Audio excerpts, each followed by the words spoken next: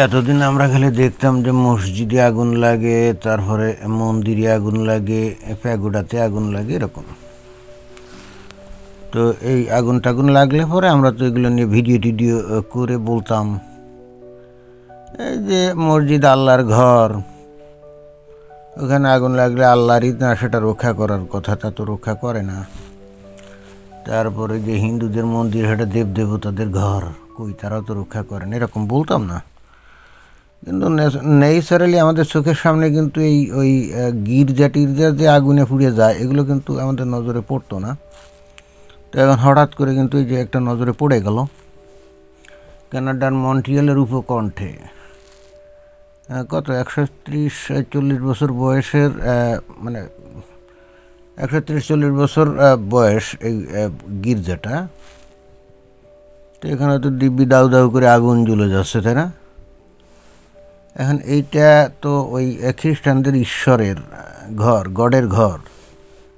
তা গড কই? তার ঘর এখানে জ্বলে পুড়ে সারখার হয়ে যাচ্ছে, দাউ দাউ করে আগুন জ্বলছে, তার কই? ঈশ্বর তো এগিয়ে সেটাকে রক্ষা তো করলো না। এতদিন যে যুক্তি দিয়ে ওই কিছু নাস্তিক মাস্তিক দেখতাম যে প্রমাণ করার চেষ্টা করতো যে আল্লাহ নাই, যদি থাকতো তাহলে আল্লাহর ঘর পোড়ার সময় তাহলে কি আল্লাহ এটাকে রক্ষা করতো না? কইটা তো করে না, যেহেতু করে না তাহলে আল্লাহ নেই।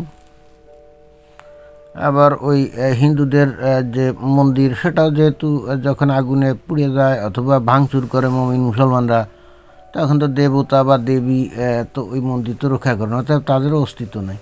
তাহলে যে যুক্তি দিয়ে এই মুসলমানদের আল্লাহ অথবা এই যে হিন্দুদের দেবদেবতার অস্তিত্ব নাই প্রমাণ করে, তাহলে সেই একই যুক্তি অনুযায়ী এখানে এই যে এই খ্রিস্টানদের যে গির্জা, যেটা নাকি তাদের ঈশ্বরের ঘর, তাই না?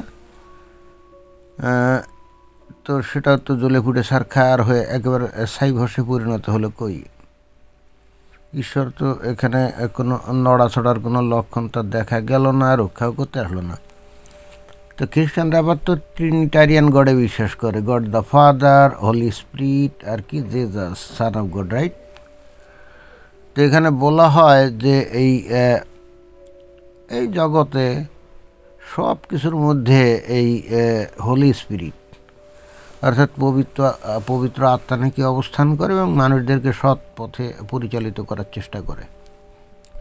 তো সব জায়গায় যদি হোলি স্পিরিট বিরাজমান থাকে, তাহলে সে তো ওই গির্জার মধ্যেও বিরাজমান ছিল, তাই না? তো গির্জার মধ্যে আগুন জ্বললে হোলি স্পিরিট কি কোনো মানে তার কোনো স্যাদবাদ ছিল না? সে কি তাহলে ইচ্ছা করলে কি এই গির্জা বাঁচাতে পারতো না? কই দেখা তো যায় না। অন্যদিকে মুসলমানরা বলবে না, আল্লাহর ঘর হলো, আল্লাহ তো আর ওই ঘরের মধ্যে থাকে না, মানে মসজিদের ব্যাপারে আর কি। আল্লাহ থাকে কোথায়? 7 আসমানের উপরে, আরও সেখানে বসে আছে, তাই না? ওই মসজিদের মধ্যে তো আল্লাহ থাকে না। অর্থাৎ মসজিদে যদি আগুন লাগে, সেক্ষেত্রে আল্লাহ ওইটাকে মানে ইয়ে করবে, থামাবে, এরকম তো নাও হতে পারে। থামাবেই যে তার গ্যারান্টিটা কি? থামালো না, সো হোয়াট? কারণ আল্লাহ তো আর ওই ঘরের মধ্যে নাই, সে তো 7 আসমানের উপরে আছে। তবে এই ক্ষেত্রে থিওলজিক্যালি এবং রেশনালি হিন্দুরা একটু বিপদের মধ্যে বেশি আছে, কারণ তাদের তো দেবদেবতার কোনো অন্ত নাই।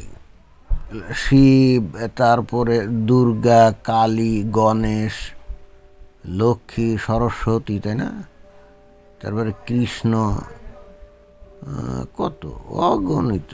তাদের তো দেবদেবতার কোনো ইয়ে নাই, অভাব নাই। তারপরে মনসা দেবী আছে, শীতলা দেবী আছে, কাত্যায়নী দেবী আছে, কি আছে না? এ তো গেল বাংলাভাষী অঞ্চলে।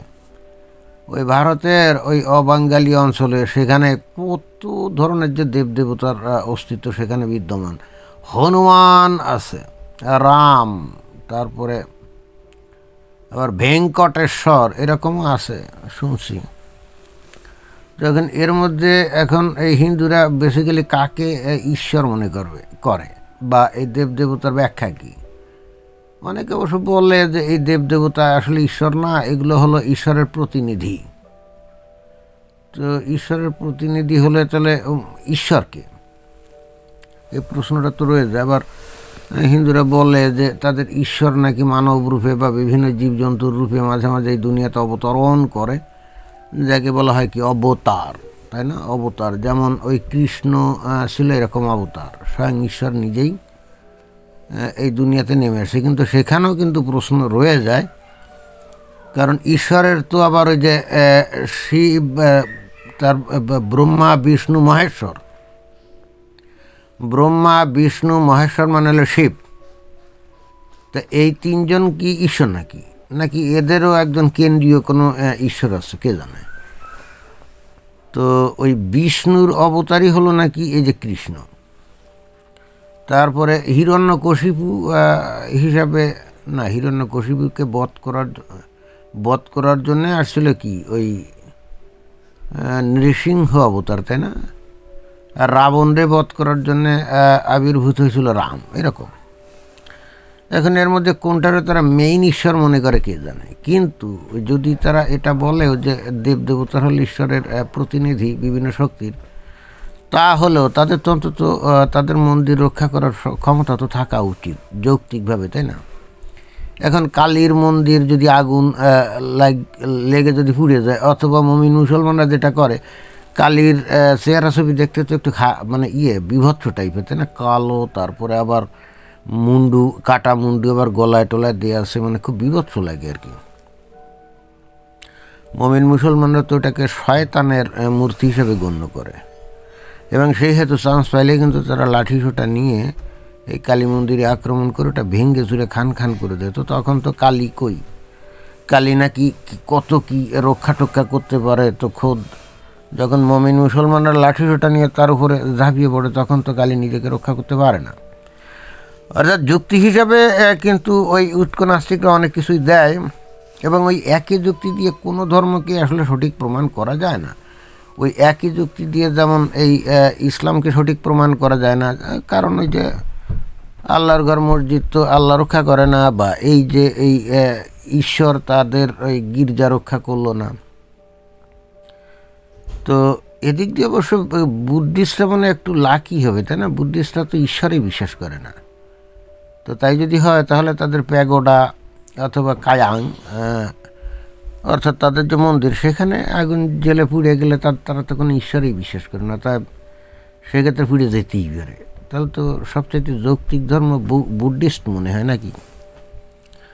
আবার বুদ্ধিস্টদের মধ্যে নানা কিসিমের দলমত আছে, কোনটার কি বলে কে না জানে। যাকে এখন এই মন্ট্রিয়ালের উপকণ্ঠের এই ইয়েটা পুড়ে ছাই হয়ে গেল, আমরা দেখলাম, দুঃখ লাগলো, হায় হায় হায়, ঈশ্বর এখন কোথায়? তোমার উচিত না এই গির্জাটাকে রক্ষা করা? না, তার কোনো স্যাদ ব্যাত নেই, মানে ঘুমায় আছে কোনো জায়গায় নাকি। ধন্যবাদ।